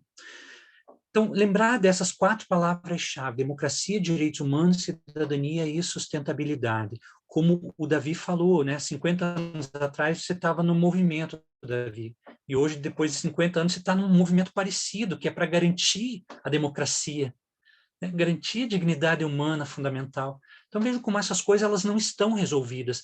Aí, me parece que as pessoas, quando têm esse preconceito todo, e aqui a gente fala para todos esses, né, nossos amigos aqui que trabalham com cultura de paz, educação para a paz, que sempre são taxados, como disse a Alessandra, né? Ah, você está viajando, você está sonhando, né? Isso aqui não sei o que lá, é utopia. Daí você começa a dizer, peraí, mas o outro modelo que está bom, né? Quer dizer, essa sociedade violenta que parece que as coisas não funcionam, né? Então, quer dizer, como a educação para a paz ela vai se colocando como elemento concreto a ser pensado, não só nas nossas práticas humanas, sociais, relacionais, mas também nas instituições, né? Então, essas 4 palavras e esses valores que estão colocados aí no meio são fundamentais. Próxima, por favor, Nani. Isso. E daí, o trabalho que a gente tem feito, ele é muito ligado ao Paulo Freire, numa dimensão mais de praxis mesmo, mas é muito ventilado também e arejado pelo Edgar Morin, que fez 102 anos, né, semana passada, ainda está escrevendo, né, está muito ativo. E o Edgar Morin diz assim, num livro, num texto que ele escreve em 2014, educar para a paz é ensinar a compreensão. Eu quero me aproveitar dessa reflexão do Edgar Morin. Mas ele diz assim, peraí, deixa eu explicar o que eu entendo por compreensão. Ele diz assim, olha, compreender é colocar junto todos os elementos de explicação. Ou seja, não ter somente um elemento de explicação, mas diversos. Porém, né, ponderados e coerentes. Então, veja, colocar junto todos os elementos, ter várias perspectivas, no encontro dessas perspectivas, seja nessa dimensão, como foi falado aqui, numa dimensão holística, e também numa perspectiva de complexidade. Mas ele diz assim, mas a compreensão humana vai além disso, ela não é só cognitiva, porque na realidade ela comporta uma parte de empatia e identificação. Ou seja, né, ela é também ser humano que está olhando, que está sem comida, ou que está feliz, que está triste, né? Aquele ser humano que é prosa e poesia, que ele fala, Edgar Morin fala. E ele dá um exemplo. O que faz com que se compreenda alguém que chora não é analisar as lágrimas no microscópio, mas saber o significado da dor e da emoção. Então, vejam como essa discussão, colocar o processo de educação para a paz como ensino da compreensão, e a compreensão com esses fundamentos, ele faz com que muitos interlocutores, as pessoas com as quais nós temos trabalhado ao longo dos anos, e até na própria academia, porque daí com os meus orientandos da pós-graduação, do mestrado, doutorado, que são de campos diferentes, eles consigam trazer isso para suas pesquisas também, né? Com todas as questões ali, né, de desconfiança das pessoas sobre, né, estudar a paz, mas tem saído coisas muito boas também nesse caminho, tá? Por favor, né? Estou atento aqui ao pragmatismo do meu tempo. Próximo. Aí. Aqui eu só trouxe para lembrar, gente, uma coisa bem importante para os estudos da paz, que vale a pena a gente martelar bastante, né? Obviamente que os organismos internacionais, eles tiveram uma história escrita num primeiro momento pelos vencedores, se é que houve algum vencedor na Segunda Guerra Mundial, né? Principalmente os países do norte global. Mas, a partir dos anos 90, há um movimento muito interessante também da ONU, a partir do Boutros Boutros-Ghali, que muitos de vocês lembram, que foi um diretor-geral da ONU, né?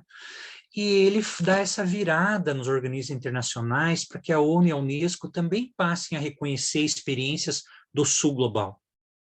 Né, que passe a reconhecer também o que acontece na África, o que acontece na Ásia, o que acontece aqui na América Latina. E esse movimento é muito importante, porque humaniza, em algum sentido, toda uma discussão que os organismos internacionais têm feito, né?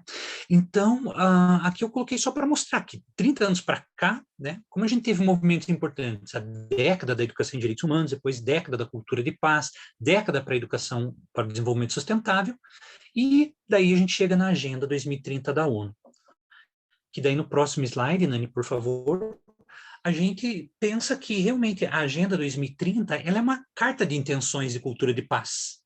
Carta de intenções. Com seus limites, com a questão geopolítica que envolve os organismos internacionais também, mas ela apresenta, quer dizer, o que é um avanço civilizatório? É o que você precisaria, né, para chegar a manter a sustentabilidade da vida e do planeta. Então, a Agenda 2030 ela é o avanço civilizatório.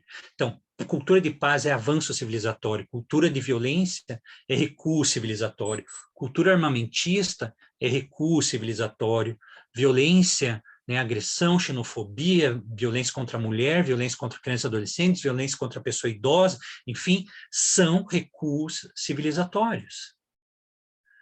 Então, a violência, seja ela qual for, né, é sempre um recurso civilizatório. Bom, então, lembrar que a agenda, ela ajuda, e ela tem sido um elemento muito importante, eu diria assim, na academia hoje, para que as pesquisas se colhem em alguns aspectos importantes. Assim como tem o Índice Global de Paz também, né, que tem medido a questão da paz, são elementos, indicadores que vão sendo construídos. E isso é muito importante para tentar introduzir com maior força essa questão da cultura de paz também no meio acadêmico e com pesquisa nesse sentido, tá? Por favor, Nani, mais um pouquinho só, estamos quase lá. E aqui eu quero comentar com vocês uma coisa que talvez tenha sido importante nesses anos da caminhada do Núcleo de Educação para a Paz, que foi estar envolvido com outros grupos de outras universidades, para que essa discussão da cultura de paz fosse para a LDB.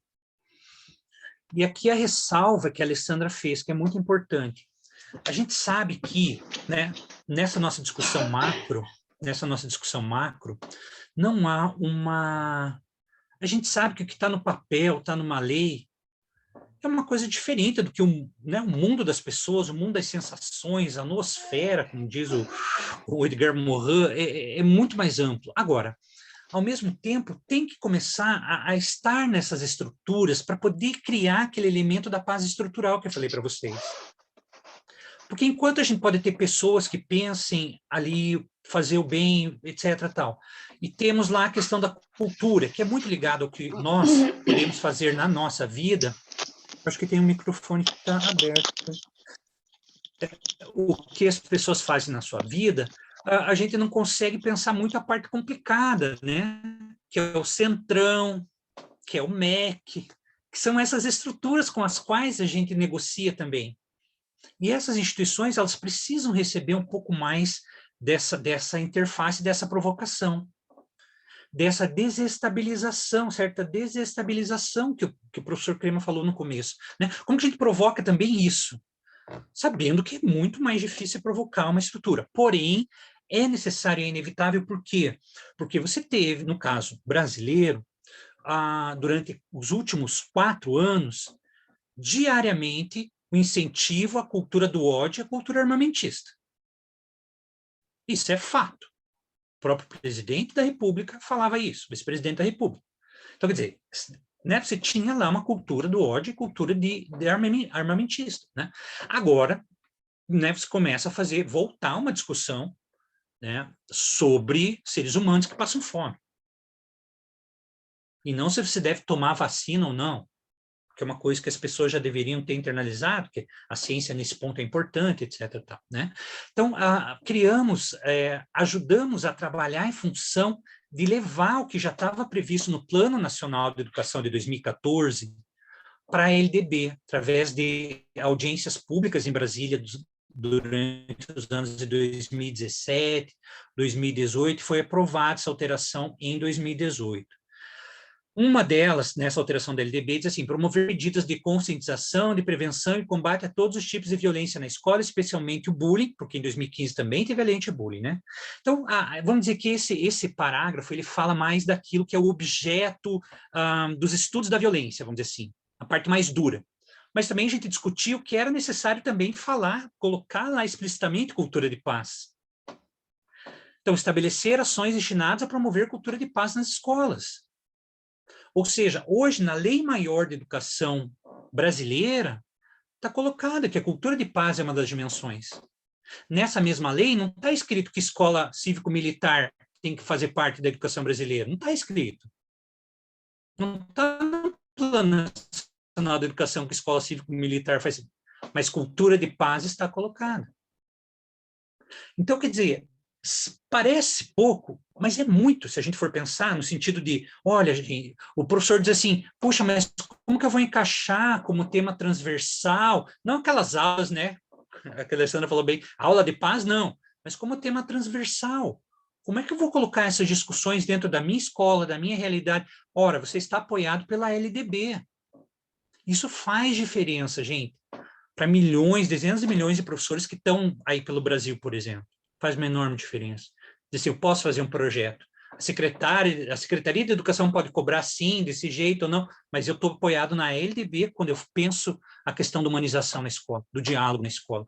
Né? Quando eu tento mexer um pouco com essa estrutura violenta dessa cultura de ódio. Tá?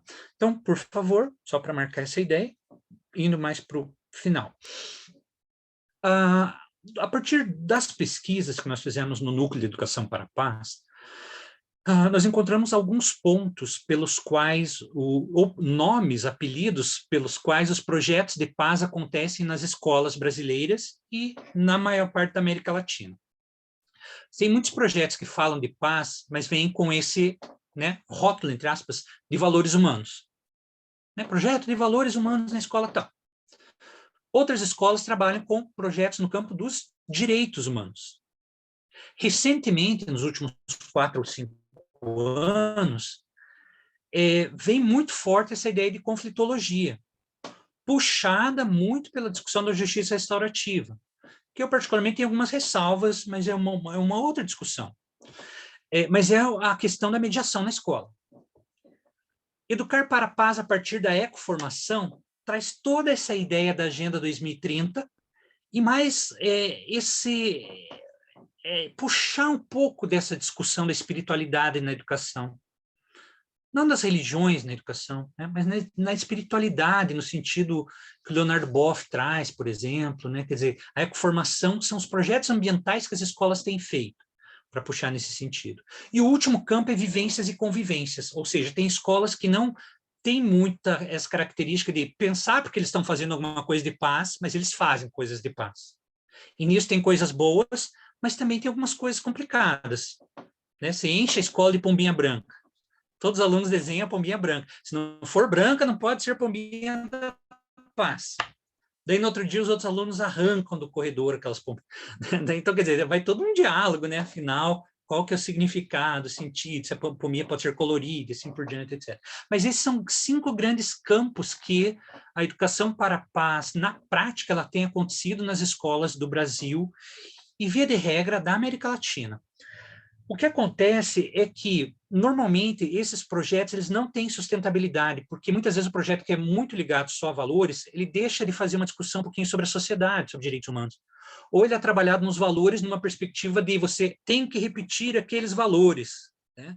Você tem que amar o outro de qualquer forma, né? Você tem que respeitar o outro, que foi comentado também pela Alessandra. E daí também não funciona. Então, parece que os projetos que foram avaliados e que a gente tem estudado e tem compartilhado, tem pensado nas escolas, quando eles se aproximam um pouco desses campos, quando eles falam dos valores, mas também trazem os direitos, também colocam a conflitologia, colocam a discussão do meio ambiente, etc., e as vivências e convivências, parece que eles estabelecem uma estratégia interessante para pensar nesse sentido. E aqui é só para eu poderia tratar isso também, né, esquematicamente, dentro daquela ideia da Unipaz que o professor Crema falou, das 3 pazes, tá? Ambiental, a social e a paz individual. Bom, quase acabando, por favor, Nani. Eu acho que é o penúltimo agora. Isso, aqui é a mesma coisa, dito com outras cores, só mostrando que as vivências e convivências, ou seja, ludicidade, corporeidade, perspectiva sobre a vida, enfim, estão no centro, baseado em outras dimensões que circulam. Próxima, por favor. Esse slide, gente, eu prometo que eu vou ler bem rapidinho, só tem esse mais um. Mas que mostra o que eu não pus a literatura, mas o que várias pessoas ou vários pesquisadores que estudam cultura de paz falam sobre o que caracteriza uma pessoa violenta e o que caracteriza uma pessoa não violenta. Então, vejam lá, qualquer semelhança com fatos, pessoas, acontecimentos reais, enfim, né? Vocês que vão avaliar. O que caracteriza uma pessoa dentro da cultura de violência? É uma pessoa violenta, truculenta, desequilibrada, via de regra. Odeia a diversidade, trata a diferença como inimigo. Desvaloriza a cultura geral e desvaloriza a história, que tenta construir narrativas sem fundamento histórico. Despreza a democracia, despreza direitos humanos, exalta ditaduras. Despreza a ciência, despreza a educação, despreza o meio ambiente. Só vê a economia como alternativa para o mundo. O ter sempre será muito mais importante que o ser. Não se preocupa com a saúde física, mental e espiritual, ou seja, uma pessoa que só quer brigar, xingar, bater, odiar, fazer arminha e assim por diante. O que caracteriza uma pessoa que tende a uma perspectiva de paz? É uma pessoa que é o treinamento, né? Foi falado isso aqui também. É uma pessoa que busca mais respeito, ser mais pacífica, equilibrada, reconhece a diversidade como complemento da sociedade, valoriza a cultura em geral e reconhece a importância dessa história que é construída com qualidade, com fatos adequados, assim por diante. Valoriza a democracia e entende os direitos humanos como a narrativa da dignidade. Valoriza a ciência, valoriza a educação e considera o meio ambiente. Percebe a importância da economia relacionada com a dignidade humana. Compreende a importância da saúde e do bem-estar, ou seja, é uma pessoa que prefere dialogar e resolver conflitos sem violência. Então, esse quadro sintetiza muito dessa discussão que a gente tem construído, compartilhado dentro dos espaços onde a gente atua e que nesse momento a gente pôde compartilhar com vocês, o que me dá uma super alegria. Último slide, por favor. E aqui eu coloco algumas coisas importantes, né? A gente tem esse... né? Falta espaço, mas tantas pessoas que colaboram, desde o Chico Mendes, né, na questão ambiental, Malala, Júlio Lancelotti está colocado ali, além desses clássicos todos, Paulo Freire está junto, a Marielle Franco, Betinho, Zilda Arnes, ou seja, tudo isso é fundamental. Mas o pano de fundo ainda está muito naquilo que também a gente pode construir, seja essas sementes adiante, ou principalmente para tentar olhar o que está mais próximo. Então, no nosso caso, pensando as escolas, a educação, os movimentos sociais, enfim, que é por onde eu caminho aí nos meus dias, tá? Agradeço a paciência de vocês, desculpe ter aligerado um pouquinho os nossos colegas tradutores e fico à disposição. Muito obrigado. Extraordinário, né? A pessoa consegue em 20 minutos fazer a união de duas demandas, que são as demandas do nosso tempo, redistribuição e reconhecimento de identidades. Tudo isso em 20 minutos. Incrível, assim, eu diria que são as demandas do nosso tempo que você trouxe, além da legislação, enfim. Queremos o Congresso para ver muito mais. Muito obrigada e parabéns, professor Ney. Passo a palavra agora para o presidente do Congresso, Davi Windholz, por favor, faça o encerramento. Obrigada, gente. Foi uma alegria, um aprendizado, essas 3 palestras, e é incrível como mundos diferentes, pessoas, aquilo que a Alessandra falou, todos nós somos a favor da cultura da paz, somos a favor da educação da paz, mas cada um tem seu modo, sua filosofia, seu modelo que ele partiu. Eu parti na educação em 1977, quando estava estudando pedagogia na Universidade de Jerusalém, com o maior filósofo da educação de Israel, que tinha contato com Paulo Freire. E nós fomos trabalhar num projeto, numa favela, em base ao Paulo Freire. E essa foi minha primeira coluna educacional para montar a minha casa. Logo depois, no futuro, eu fiz a Gestalt, e aonde falamos nas diferenças. A base da terapia da Gestalt é você formar, quanto mais heterogêneo o grupo seja, melhor você trabalha, porque essas diferenças criam justamente os conflitos internos de você se perguntar se aquilo que você ok, é o certo, e você tem um reflexo de espelhos aonde você se olha nos outros, mas você não se vê, você vê outros modelos, outras formas de ser, outras formas de se comportar, e aí você se pergunta aonde sou eu, aonde é o outro, e o que do outro eu posso incorporar a mim. Então, essa questão da heterogeneidade, eu acho, é uma das coisas básicas na educação da paz.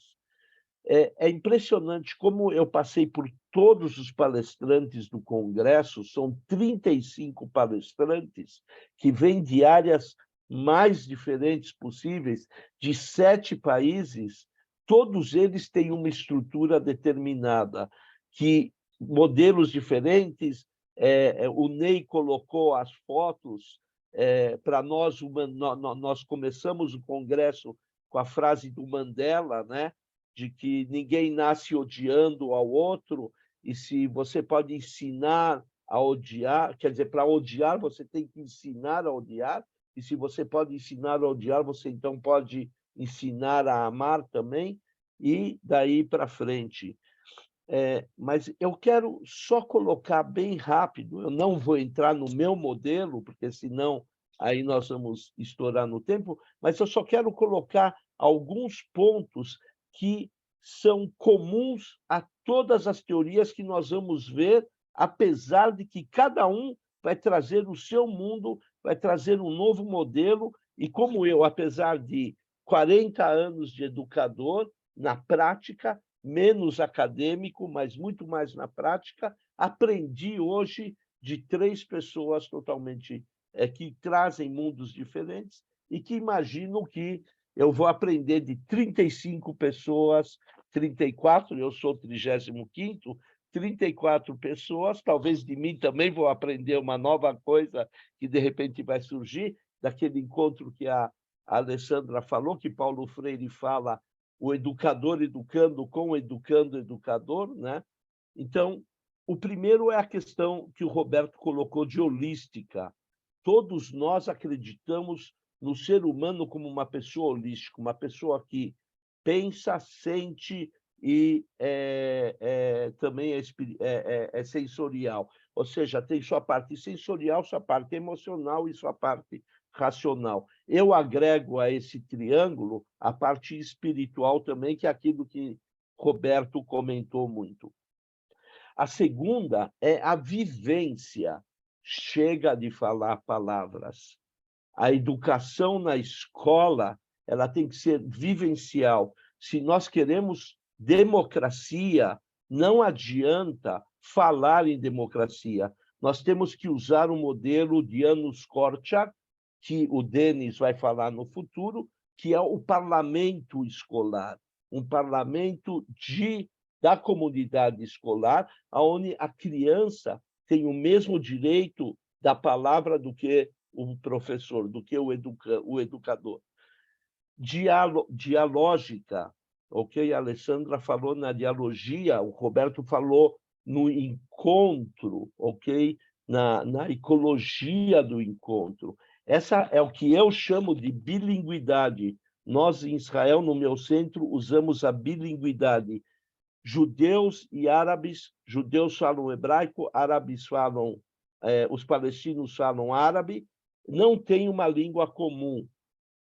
Então, muitas vezes se usa o inglês. Nas minhas atividades, nas minhas colônias, o inglês é proibido, porque o inglês não faz parte da realidade deles, não faz parte da comunidade, não faz parte da religião, não faz parte da cultura, não faz parte da história. E quando nós falamos em língua, nós estamos falando nesse mundo enorme que representa toda a vida externa e interna dessas crianças. Então, nós usamos tradução. Os palestinos falam em árabe, os judeus em hebraico, e é traduzido o tempo inteiro. Nós criamos um modelo em relação a isso, justamente pelo respeito às diferenças e para que as crianças se sintam o mais seguro possível dentro da sua cultura. A terceira é uma questão de redução do meu poder de educador, ok? Eu deixo de ser o dono da verdade, eu deixo de ser aquele que fixa o conteúdo, eu deixo de ser aquele que determina a atividade do educando. Na Kabbalah, ou na psicologia, existe uma psicologia cabalística, se diz que Deus ocupava todo o espaço do universo. E para dar ao homem a oportunidade de criar, ele teve que se reduzir para deixar um espaço vazio no qual o homem ali possa criar. E é isso que nós, como educadores, temos que fazer. Nós temos que reduzir o nosso espaço, as nossas forças, a nossa carisma, para que a criança e o educando possam ter um espaço onde eles criam e nós aprendemos dele. A grande pergunta, que aí o Roberto usou a palavra normose, é se nós, como cultura da paz, somos um movimento de socialização ou de transformação, ok? Logicamente, a conclusão minha é que a nossa educação é uma educação transformativa. Ela vem balançar, eu não sei como se diz em português, mas balançar, desestruturar a normose que o Roberto comentou, essa normalidade, ela vem mexer com essa normalidade, ela vem botar pontos de interrogação e não pontos de exclamação. Então, nosso trabalho pela cultura da paz, pela educação da paz, é transformar todos os pontos de exclamação em pontos de interrogação. Há outro ponto que eu acho que é muito comum entre todas, é justamente essa questão de transformativo. Nós não transformamos só o educando. É aquilo que a Alessandra também disse. Eu entrei nessa primeira sessão e escutei o Roberto, e depois escutei a Alessandra, escutei o Ney, e eu já não sou o mesmo Davi que iniciou. Eu também me transformei. Então, eu sempre digo para os meus professores ou monitores, quando nós trabalhamos, se você achar que você entrou e saiu a mesma pessoa, não teve processo educativo. A criança não teve um processo educativo. Ela só vai ter um processo educativo se você, no final do processo, sentiu que você também se transformou.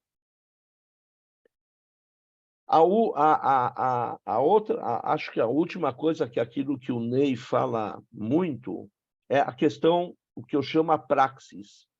Nós não podemos só, falar, trazer pombinhas brancas para a escola, escrever frases bonitas na escola, para que a criança reflita sobre isso. É preciso uma ação prática dentro da comunidade escolar e da comunidade fora da comunidade escolar, na comunidade maior. Uma ação que traga a cultura da paz, ou a educação da paz, a um sistema prático, a uma ação. E não é sermos filântropos e fazermos uma campanha do agasalho ou a campanha da comida, mas não, não é dar o peixe ao pobre, mas sim dar a vara de pescar para que ele aprenda a pescar. É exatamente isso que nós temos que fazer, ensinar esse processo em relação à criança.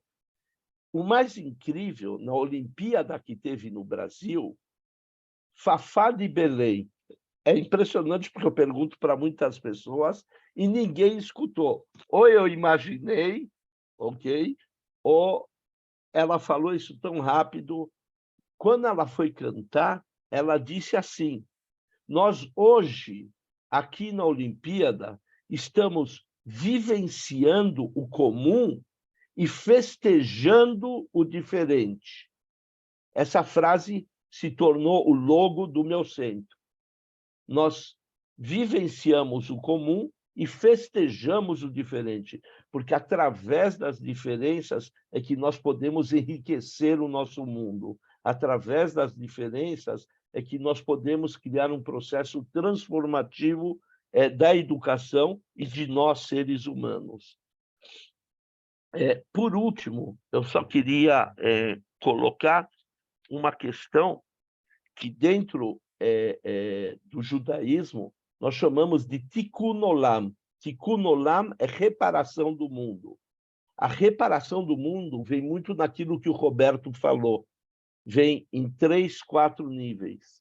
O primeiro nível é eu comigo mesmo. O que eu posso amanhã ser uma melhor pessoa. O segundo é como eu posso melhorar a vida da minha comunidade. E o terceiro é como eu posso melhorar a vida no mundo.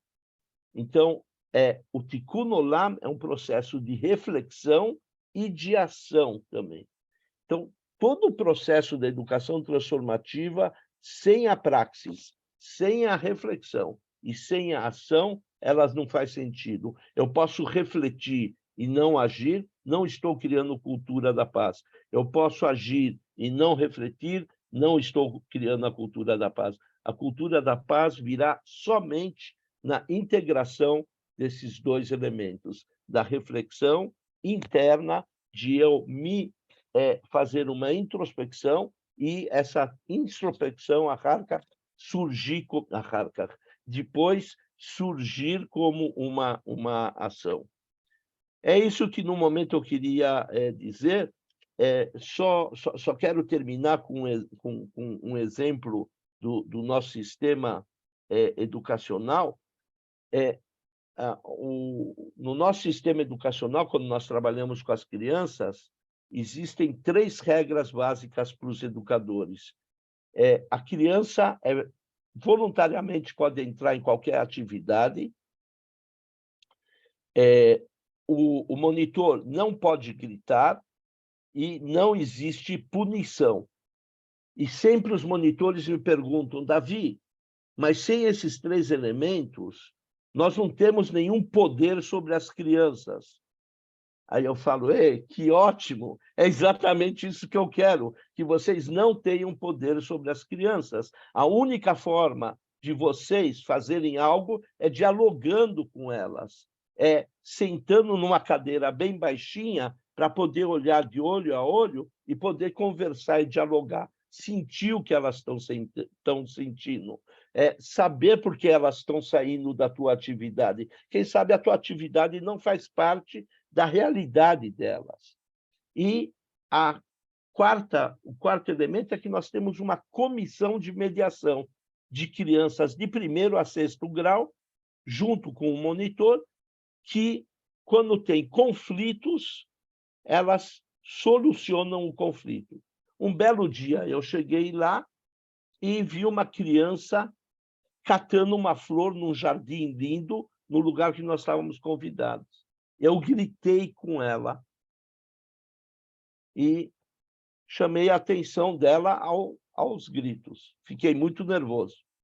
1 hora depois, vem uma das crianças da comissão, nós chamamos a comissão do Malachei Shalom, os Anjos da Paz, veio me chamar. Davi, estão te chamando para a comissão. Eu achei que eles queriam algum conselho. Cheguei lá, estava a criança do 3º ano que arrancou a flor, que veio para a comissão pedindo mediação. O Davi gritou comigo e é proibido gritar que os monitores gritem. Nós tivemos um diálogo, uma mediação, e uma criança da 5ª série sugeriu: no parlamento final do dia, você tem que pedir desculpas para ela. Eu falei, eu aceito. Perguntou para a criança, você aceita isso como solução? A criança falou, aceito. No final do dia, no parlamento, eu parei diante de 150 crianças e pedi desculpas para a criança. O impacto dessa vivência é muito maior do que 20 aulas de civilidade, de diálogo, de democracia. As crianças, a partir desse momento, o diretor do diretor da colônia de férias, ok? Teve que pedir desculpas para uma criança de 5º ano, porque ele rompeu com a lei fixada entre os dois lados. Isso é cultura da paz, isso é educação da paz. É a vivência, é o diálogo, é olhar nos olhos, é entender o sentimento dessas crianças. E isso nós vamos ver durante todo o congresso, com ênfase em pontos diferentes de cada um dos 35 palestrantes, e eu muito contente que a Alessandra vai estar de novo conosco, o Ney vai estar de novo conosco, infelizmente o Roberto não vai estar, mas, Roberto, desculpa, você tem uma substituta excelente, que é a Lídia, que também está aqui com a gente, que também vai trazer para nós a questão da arte de viver em paz. E, fora disso, realmente, outros 32 palestrantes de 1ª categoria, tanto na área teórica como na área prática. Muito obrigado por nos escutarem, muito obrigado pela presença de vocês 3. Daniela, agradeço a tua moderação, a tua mediação, excelente. Depois nós vamos bater um papozinho aí em relação ao futuro, as próximas, mas muito obrigado a todos que estiveram aqui.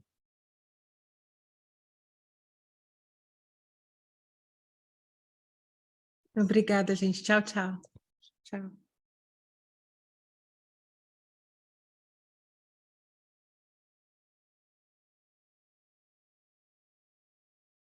Sônia, a Sônia foi. Olá, que tal? Muy bien, un gusto escucharte. A mí también un gusto que estés acá. Sonia está en Estados Unidos, habla castellano, es boliviana. Ana, muita gente conhecida. Tudo de bom, viu? Que já são mais ou menos 00:30. Já vou me recolher. Parabéns.